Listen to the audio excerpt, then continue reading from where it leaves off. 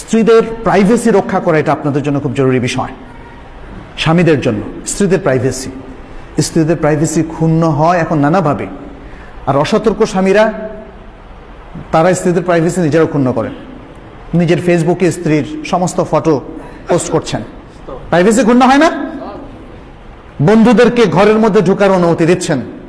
আপনার অনুপস্থিতিতে বন্ধু এসে ঘরের মধ্যে গসিপ করে, আড্ডা দেয় স্ত্রীর সাথে। এই ঘটনাগুলো ঘটছে না? এই ঘটনাগুলো সবচেয়ে বেশি ঘটছে আধুনিক ফ্যামিলিগুলোতে, তথাকথিত আধুনিক ফ্যামিলিগুলো। তারা ফ্র্যাঙ্ক, তারা বলে উই আর ফ্র্যাঙ্ক,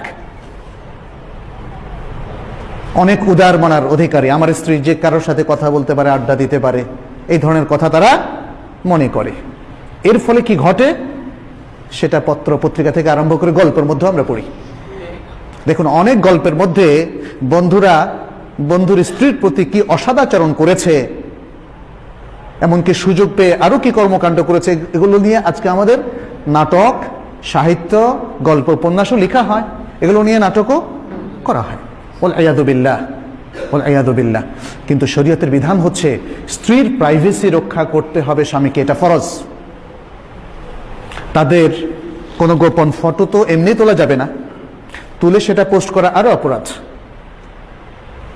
স্ত্রীর ফটো সেটা যদি স্বাভাবিক ফটোও হয়, যেমন পর্দা ছাড়া একটা ফটো, সেটা কিন্তু আপনি ফেসবুকে কিংবা টুইটারে অথবা ইনস্টাগ্রাম যেখানে হোক না কেন আপনি সেখানে আসলে পোস্ট করতে পারেন না। এটা শরীয়তের একটা বিধান।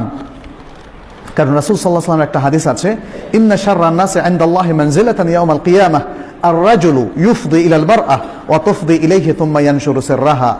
যে কিয়ামতের দিন পজিশনের দিক থেকে আল্লাহর কাছে সবচেয়ে নিকৃষ্ট ব্যক্তি হবে ওই ব্যক্তি যে তার স্ত্রীর সাথে মিলিত হয় আর দিনের বেলা সে সেটাকে প্রকাশ করে। এটা হচ্ছে একটা উদাহরণ। আপনি স্ত্রীর সাথে ইউফদি, ইফদার কথা বলা হয়েছে, তার সাথে খালোয়ায় নির্জনে একসাথ হন। এখন সেটা দাম্পত্য সম্পর্ক স্থাপনকে যেমন বোঝায়, এর থেকে কম জিনিস করে বোঝায়। আপনি স্ত্রীর সাথে খুব ঘনিষ্ঠভাবে বসে আছেন, ছবি তুললেন, পোস্ট করলেন, তাহলেও এই হাদিসের মধ্যে আপনি পড়ে যাবেন।